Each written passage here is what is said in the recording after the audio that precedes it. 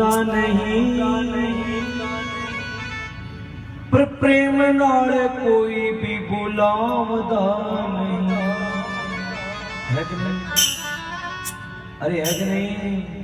प्रेम से भगवान को कोई बुलाता नहीं। भगवान की तो आरती करते हैं, उनके आगे माथा रगड़ते हैं, पर मन में कपट ही कपट भरा हुआ है। मन में कपट ही कपट भरा हुआ है।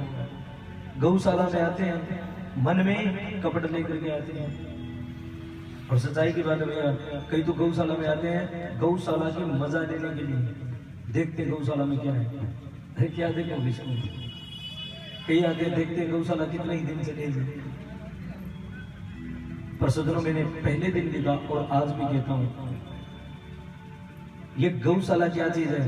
भगवान कृष्ण का घर है। क्या चीज है? क्या चीज है? भगवान कृष्ण का घर है। मंदिर जो होते हैं ना, वो भगवान कृष्ण के ऑफिस है। सब देवी देवताओं का घर यही है। जो मंदिर बने ना, उन मंदिरों में तो भगवान का ऑफिस है। कुछ समय के लिए भगवान जाते हैं और उसके बाद में अपने घर को आते हैं। जिस प्रकार आप भी ऑफिस में जाते हो ना, दुकान में जाते हो ना, और शाम को अपने घर आ जाते हो कि नहीं? रात को आराम कहाँ करते हो? अपने घर में। इसी प्रकार भैया गौशाला चीज क्या है? 33 करोड़ देवी देवताओं का घर है। भगवान कृष्ण की माँ कौन है? गौ माँ। भगवान कृष्ण का घर है। और ये बात मैं गारंटी से कह सकता हूँ भैया, कई लोगों के मन में भाव है ना, गौशाला फेल होगी। ये गौशाला फेल नहीं होगी। जो गौशाला को फेल करना चाहते हैं ना, वो खुद फेल हो जाएंगे। ये मेरी गारंटी है। जो सोचते हैं गौशाला को फेल करेंगे, पक्की गारंटी है भैया, 12 महीनों के अंदर अंदर वो खुद फेल है। सही बात, क्योंकि ये भगवान का घर है भैया, इसको फेल करने वाला है कौन? है कोई? है क्या?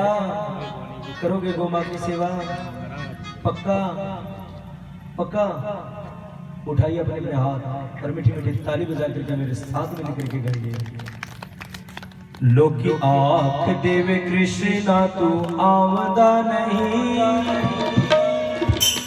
पर प्रेम नाल कोई भी बुलावदा नहीं।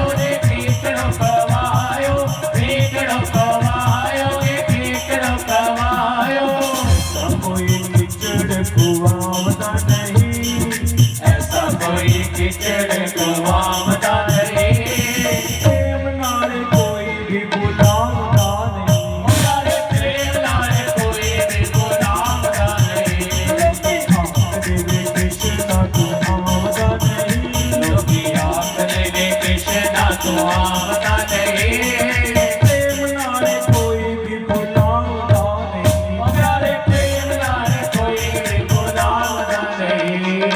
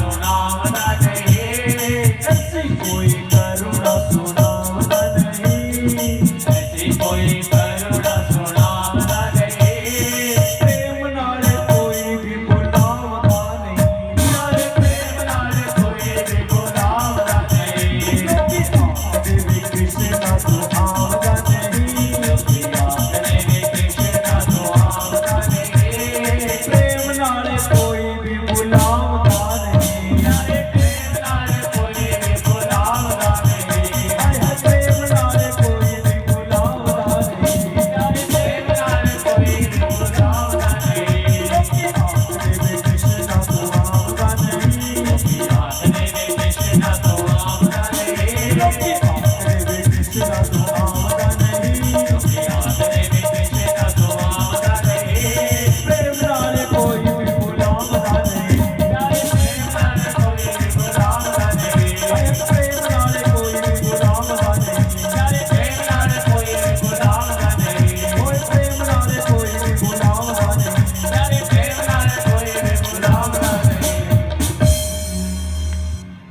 इसी प्रकार सुखदेव जी महाराज कहते राजा परीक्षित, प्रेम से जिसने भगवान को पुकारा भगवान उसके लिए दौड़े आए हैं और आएंगे। ये भी एक बात सत्य है, जो भगवान को प्रेम से बुलाएगा उसके लिए भगवान दौड़े आएंगे। मुनि सुखदेव जी महाराज कहते राजा परीक्षित, आइए आगे की कथा सुनाते हैं और आगे की कथा में आपको सृष्टि रचना की कथा सुनाते हैं।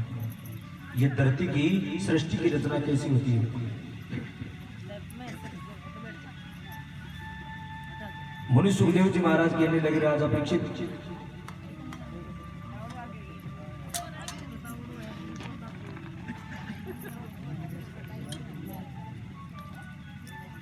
हे राजा परीक्षित, सबसे पहले इस पृथ्वी के ऊपर जल ही जल था। क्या था? जल ही जल। क्या था? और आखिर जल ही जल होना है। जब प्रलय होगी ना तो जल ही जल होगा।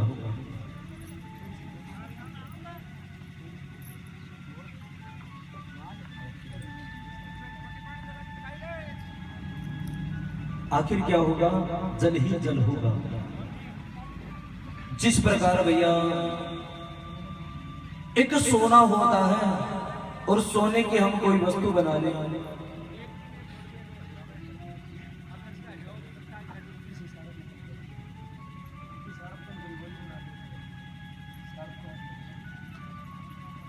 जिस प्रकार एक सोना होता है और उस सोने की हम कोई भी चीज बना लेते हैं, जैसे गले का हार बना लिया, कानों की बाली बना ली, हाथ की अंगूठी बना ली, हाथ का कड़ा बना लिया, और उसके बाद में उस आभूषणों को तोड़ करके हम इकट्ठा करेंगे तो वो क्या बन जाएगा? सोना।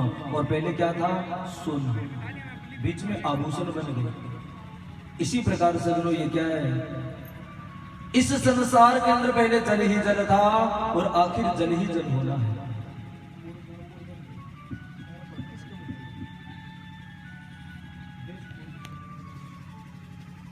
पहले जल ही जल था और आखिर जल ही जल होना है। मुनि सुखदेव जी महाराज कहते राजा परीक्षित, सबसे पहले इस धरती पर जल होने के बाद ओम नाम की एक ध्वनि निकलती। किस नाम की? ओम नाम। किस नाम की? अरे बोल लीजिए गुंगो। किस नाम की? ओम नाम की। ओम।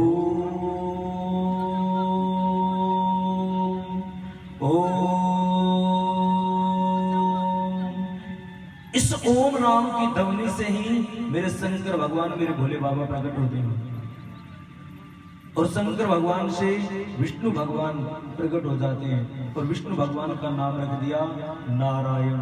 क्या नाम रख दिया? नारायण। नारायण नाम क्यों रखा? संस्कृत के अंदर जल को नार कहा जाता है। क्या कहा जाता है? नार। और अयन माने रहने का स्थान। नार जमा में अयन, नारायण। जल में रहने के कारण नाम पड़ गया नारायण। और उसी नारायण के नाभि से एक कमल का पुष्प निकलता है और कमल के पुष्प के ऊपर 5 मुख वाले ब्रह्मा जी प्रकट हो जाते हैं। कितने मुख वाले? 5। कितने मुख वाले? 5 मुख वाले। अब 5 मुख वाले ब्रह्मा जी उस जल के ऊपर आकर के देखने लगे, भैया संसार में तो कोई चीज दिखाई देती नहीं। अब ब्रह्मा जी एक बार उस कमल के पुष्प की डंडी से नीचे आए तो नीचे मिलते हैं नारायण, विष्णु भगवान। नारायण को पूछने लगे कि आप कौन हो? विष्णु भगवान कहने लगे, भैया मैं नारायण हूँ। आप कौन हो? मैं ब्रह्मा हूँ। तो महाराज ब्रह्मा जी कहने लगे, आप कहां से आए? विष्णु भगवान कहने लगे, आप कहां से आए? बोले कमल के पुष्प के ऊपर था और मैं नीचे आ गया। तो महाराज आप मेरे बेटे हो। विष्णु भगवान कहने लगे, ब्रह्मा जी ये कमल का पुष्प मेरे से प्रकट हुआ है, इसलिए आप मेरे बेटे हो, मेरे पुत्र हो। इतनी बात सुनी तो ब्रह्मा जी एकदम क्रोधित हो गए। नारायण तेरा दिमाग खराब है। कमल के पुष्प से तुम प्रकट हुए हो, तुम पैदा हुए हो, इसलिए आप मेरे पुत्र हो। अब सृष्टि रचना का कार्य शुरू नहीं हुआ और उससे पहले लड़ाई झगड़ा शुरू हो गया। हम शुभ काम करते हैं, सबसे पहले लड़ाई झगड़ा हो जाए तो भैया दुनिया में तो लड़ाई झगड़े चले।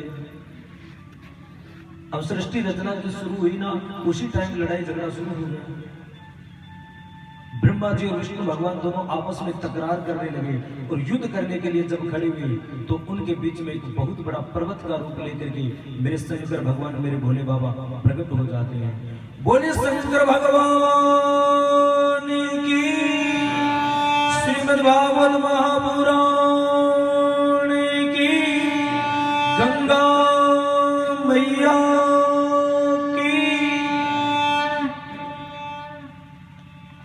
और शंकर भगवान पर्वत का रूप लेकर के और बीच में प्रकट हो गए। अब ब्रह्मा जी एक साइड हो गए, विष्णु भगवान एक साइड हो गए। ब्रह्मा और विष्णु दोनों आपस में घूमते घूमते घूमते घूमते उनको मिल जाते हैं और सो दोनों जैसे ही मिले तो ब्रह्मा जी हाथ जोड़ देते और कहते हैं, नारायण ये पर्वत कहां से आ गया? महाराज मेरे को पता नहीं कहां से आ गया।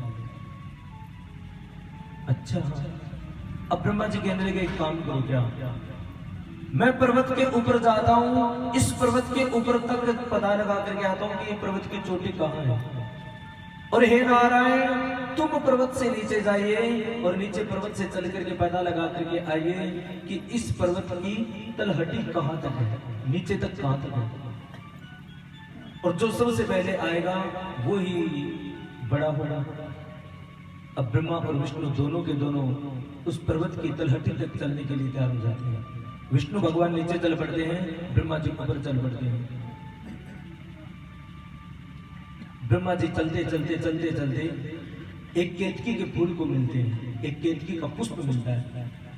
अब केतकी का पुष्प ऊपर से नीचे की तरफ आ रहा था, ब्रह्मा जी ने पकड़ लिया और ब्रह्मा जी पकड़ करके कहने लगे, केतकी के फूल तुम कहां से आए? ऊपर से। तो ये पर्वत ऊपर कहां तक है? महाराज मैं तो जहां से आया हूं ना, इतना ही ऊंचा मेरे को तो पर्वत और दिखाई दे रहा है। अच्छा चलो कोई बात नहीं महाराज, एक काम करो, क्या नीचे विष्णु भगवान है, नारायण है, और नारायण के पास लेकर के मैं आपको जाऊंगा, आप नारायण के सामने झूठ बोल दोगे कि मैं पर्वत के ऊपर था और पर्वत से लेकर के ब्रह्मा जी मेरे को आए हैं। केतकी का फूल कहने लगा, महाराज मैं झूठ क्यों बोलूं, मेरे क्या बसी है, मैं झूठ बोलूं?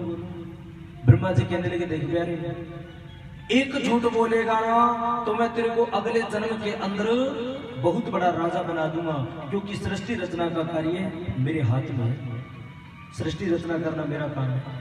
अगले जन्म के अंदर बहुत बड़ा राजा बनाऊंगा तेरे को, झूठ बोल दे। चलो महाराज बोल देता हूं। अब ब्रह्मा जी कुछ और ऊंचे जाने लगे तो एक गौ माता मिलती है। कौन मिलती है? गौ माता। गौ माता को कहने लगे, गौ माँ कहां से आई हो? ऊपर से। ये पर्वत कहां तक है? मैं तो जहां से आई हूं ना, इतना ही ऊंचा मेरे को तो पर्वत और दिखाई दे रहा है। चलो गौ माता और बातों को छोड़ो, तुम एक झूठ बोलो, क्या नीचे नारायण और नारायण को कहोगी कि मैं पर्वत के ऊपर थी और ब्रह्मा जी मेरे को लेकर के आए हैं, एक झूठ बोलोगी ना, अगले जन्म के अंदर मैं तेरे को बहुत बड़ा राजा बनाऊंगा। गौ माता कहने लगी, चलो झूठ बोल लेती हूँ। अब केतकी के फूल को और गौ माता को लेकर के और नीचे आने लग जाते हैं ब्रह्मा जी। विष्णु भगवान बेचारे नीचे गए थे, धीरे धीरे ऊपर आ गए। अब विष्णु भगवान मिले तो विष्णु भगवान को प्रणाम किया ब्रह्मा जी ने, प्रणाम महाराज। विष्णु भगवान भी कहने लगे, प्रणाम ब्रह्मा जी। अच्छा विष्णु भगवान जाए नीचे, महाराज मैं तो बहुत नीचे गया था। और नारायण कहने लगे, मैं तो इतना नीचे गया पर इस पर्वत की तलहटी तो मेरे को मिली नहीं, मैं तो दुखी होकर के ऊपर आ गया। ब्रह्मा जी कहने लगे, मैं पर्वत के ऊपर गया था और पर्वत की चोटी तक जाकर के आया हूं, और पर्वत की चोटी के ऊपर एक गौ माता और एक केतकी का फूल, ये दो मिले मेरे को, उनको लेकर के आया हूं। शंकर भगवान मन में विचार करने लगे, भैया सृष्टि रचना का कार्य शुरू हुआ और उससे पहले झूठ बोलना भी शुरू हो गया, झूठ भी शुरू हो गई। तभी मेरे भोले बाबा, मेरे शंकर भगवान रुद्र का रूप लेकर के और वहां पर प्रकट हो जाते हैं, और शंकर भगवान वहां पर प्रकट होकर के और त्रिशूल लेकर के ब्रह्मा जी का एक मुख काट देते हैं। जिस मुख से ब्रह्मा जी ने झूठ बोले वो मुख काट दिया। पहले ब्रह्मा जी के 5 मुख थे और अब ब्रह्मा जी के कितने मुख हैं? क्या कितने मुख हैं? 4। उसके बाद में केतकी के पुष्प को श्राप दे देते हैं, जाइए केतकी का पुष्प, तूने झूठ बोला, मैं तेरे को श्राप देता हूं, आज के बाद किसी भी पूजा पाठ के अंदर तेरा भाग नहीं होगा। इसलिए भैया केतकी का फूल कभी भी चढ़ाया नहीं जाता पूजा पाठ के अंदर। गोमाता को श्राप दे देते हैं, गोमा हाथ जोड़ देती है, गोमा तूने भी झूठ बोला, जा मैं तेरे को श्राप देता हूं, कलयुग के अंदर तेरी वो दुर्दशा होगी जो तुम देख भी नहीं पाओगे। तेरे अंदर 33 करोड़ देवी देवता होंगे और तेरे मुख की पूजा नहीं, तेरे पीठ की पूजा होगी। और आज भैया गोमूत्र की पूजा है, गाय के गोबर की पूजा है।